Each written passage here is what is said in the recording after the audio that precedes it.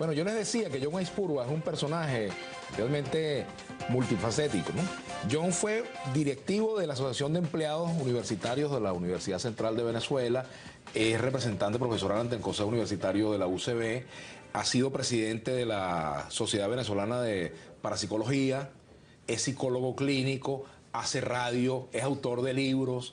Bueno, es un personaje que yo no sé en qué momento tiene tiempo libre, no sé cómo hace con el tiempo libre. Y atiendo a mi familia. Además, eres padre, sí, esposo, bueno, todas las... Sí. Haces mercado. Sí, yo suelo decir que soy un hombre de muchos afanes y con una vastedad de intereses que atienden a una búsqueda libre en el mundo del pensamiento, de las ideas.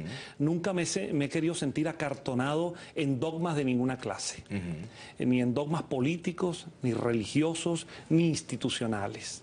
Procuro ser un libre pensador y aprendí hace muchos años a no decir que no de manera tajante a todo. Y por eso, dentro de mi búsqueda intelectual, los temas que se refieren a la inmortalidad del ser, la inmortalidad del alma, la trascendencia espiritual. Yo desde hace muchísimos años de mi vida, así como abandoné dogmas eclesiásticos, también abandoné dogmas materialistas.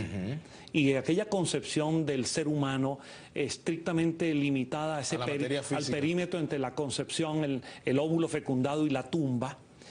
Aquella negación de trascendencia, aquella colocación darwiniana, en el sentido de que además de la evolución somos simples antropoides que se levantaron y se cerebralizaron, no me convence.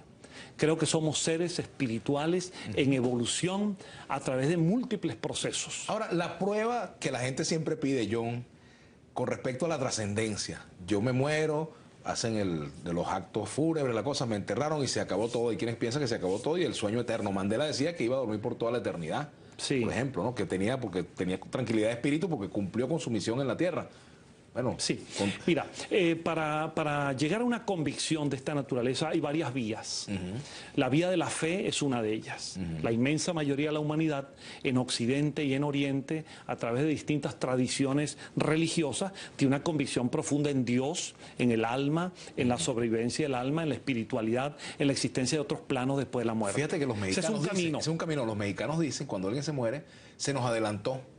Sí. Lo cual quiere decir que hay otro sitio. Claro, hay lenguajes y hay metáforas al respecto. Ahora, hay otras vías. Por ejemplo, en la filosofía griega, recordemos que los griegos se divorciaron de la tradición mitológica cuando producen la filosofía a partir del asombro.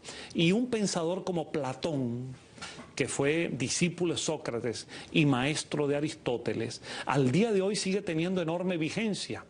Y toda la teoría platónica se basa en la inmortalidad del alma, en la reencarnación, en las reminiscencias de nuestros procesos anteriores y en la continuidad de la vida. Y Platón hasta experimentó lo que podría ser un atisbo de psicología de su tiempo acerca de algunos caminos de regresión de la memoria.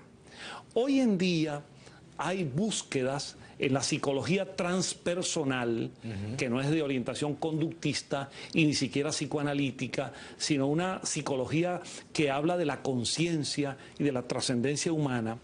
Además de la psicología transpersonal, la propia búsqueda junguiana de los arquetipos, el inconsciente colectivo, la búsqueda de la parapsicología, la búsqueda de la hipnosis y las regresiones a vidas anteriores, son intentos, son exploraciones, los procesos de estudio de la mediumnidad, son caminos para intentar reflejar que después de la muerte, la conciencia, el ego, el espíritu, el alma, como quiera llamarse, sobrevive al cuerpo físico, preserva el yo y es capaz de manifestarse. De hecho, en la tradición católica, que es la que más nos rodea, las manifestaciones y apariciones de santos, las curaciones, toda esa trascendencia espiritual implica que hay una actividad espiritual después de la muerte. Eso que llaman actividad paranormal, mediúmnica, espiritual, que tiene distintos contextos. Ahora, ¿por qué has estudiado tanto eso, John? Bueno, porque tú, imagínate, eres especialista en el tema. He publicado algunos libros sobre parapsicología. ¿Has tenido vivencias personales que te confirmen estas tesis? Varias. Ajá. Varias, claro, son íntimas, son personales, pero le he dicho muchas veces a mis amigos que me precio de haber leído algo. Yo no digo que tú eres un libre pensador, sino un libro pensador, porque tú... Me precio de conocer un poco las distintas visiones del mundo, las miradas filosóficas y científicas, y quiero decir con toda sinceridad que mi convicción espiritualista, mi convicción en la continuidad espiritual después de la muerte, obedece, por un lado, a la reflexión.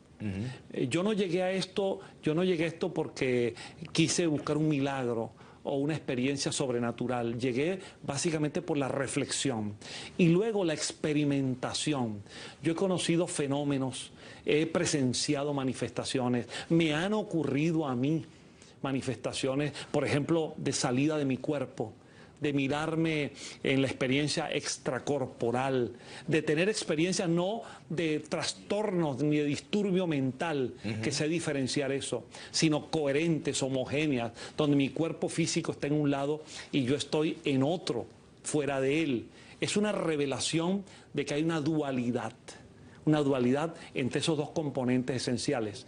Y por cierto, no deja de ser interesante la evocación histórica de que todos los grandes maestros de la humanidad, reformadores morales, religiosos, los grandes filósofos, todos han venido sustentando la idea de que somos un alma encarnada en un cuerpo y con un destino trascendente. Ahora bien, yo sí pienso que falta todavía mucho en el plano estrictamente científico por demostrar que estas intuiciones obedecen realmente a una concepción real. Hay una paradoja, John Aispurua, con el tema de la religión y el de la ciencia. La religión, la institución religiosa, sobre todo la iglesia, si no nos remitimos por ejemplo a la Inquisición, ha sido una institución a la cual le ha costado adaptarse a los cambios de época, a los cambios de tiempo, a las nuevas concepciones, ¿verdad? Pero a la ciencia también, o sea, qué cosa que la ciencia es tan conservadora muchas veces como lo es la religión. Claro, no solamente ha habido inquisición católica, protestante, judía, también ha habido, digo judía en el sentido también de actitudes intolerantes, porque la Inquisición básicamente fue en el campo cristiano, sí, en el campo católico y protestante. Pero también en el mundo de la ciencia ha habido inquisición a su manera. Yo recuerdo perfectamente que cuando Luis Pasteur empieza a experimentar en aquel mundo invisible de microorganismos, la Academia de Ciencias rechazaba a Pasteur y el presidente de la Academia, en una oportunidad, burlándose de la teoría microbiana y de la asepsia para poder comer, aquel francés le dijo que él, como todo francés, cuanto menos se lavaba las manos, la comida le sabía mejor, y era el presidente de la Academia. De modo que aquello que Albert Einstein en alguna oportunidad expresó, cuando dijo que es más fácil desintegrar un átomo que desintegrar un prejuicio. De modo que los prejuicios también han acompañado en el mundo de la ciencia y cada día más hay la percepción entre los epistemólogos y los teóricos de la ciencia de que esta nos demuestra que hay que ser prudentes a la hora de hacer afirmaciones categóricas. Fíjate, John, tú tienes dos programas, Grandes Biografías y Valores del Espíritu. Allí abordas, por supuesto, temas de mucho alcance en cuanto a las discusiones que tiene el ser humano sobre su existencia, sobre su destino, sobre su rol. Sí, aun cuando el formato de mis programas, como lo saben muchos de mis oyentes, tiene esta dirección. Valores del espíritu, yo allí empleé la palabra espíritu en el sentido hegeliano de la palabra. El espíritu como el ser y el conocer. Valores del espíritu hago estudios de literatura fundamentalmente. Yo he venido examinando y he hecho más el análisis de más de 500 grandes obras de la literatura universal en unos 15 años de programa. Analizo la obra, el autor, el contexto histórico, las claves, y de alguna manera le proporciono a quien no ha leído el libro no la sustitución, porque el placer estético de leer no lo sustituye nada. Pero sí la aproximación a los conceptos una aproximación. Me decía una vez un célebre académico, un médico, que no quisiera nombrar ahora, me decía, yo toda la vida quise leer La montaña mágica de Thomas Mann, que es un libro de más de 1000 páginas, pero la vida no me lo permitió, la carrera, las ocupaciones. 2 programas que tú hiciste analizando a Thomas Mann y La montaña mágica, me doy ya por haber leído ese libro. Y Grandes Biografías, como su nombre lo indica, es un estudio del perfil vital, la trayectoria de grandes figuras de la humanidad. Yo en esto soy muy ecléctico. Es decir, hago la vida de grandes... De Carlos Marx, pero de Betancourt. Exactamente. Pero de Juan Pablo II, pero de... Exactamente. O de Carlos Gardel. O de Alfredo Sadel. Así es. Es decir, no me acartono en que tienen que ser figuras del pasado o clásicas, sino también todo aquel que antes o ahora ha contribuido con el progreso y con la civilización. Tenemos que hacer la pausa, John. Si tuvieses que ir a la Luna o a otro lugar distinto a la Tierra y te permiten llevarte un libro, ¿cuál libro te llevarías? Caramba. Qué difícil es para un bibliómano como yo tener que escoger una obra. Pero no me es fácil ahora decirlo de verdad, pero escogería, por ejemplo, una obra para mí de enorme sabiduría como el libro Los Espíritus de Allan Kardec. Vamos a la pausa, ya venimos con John Aspuro.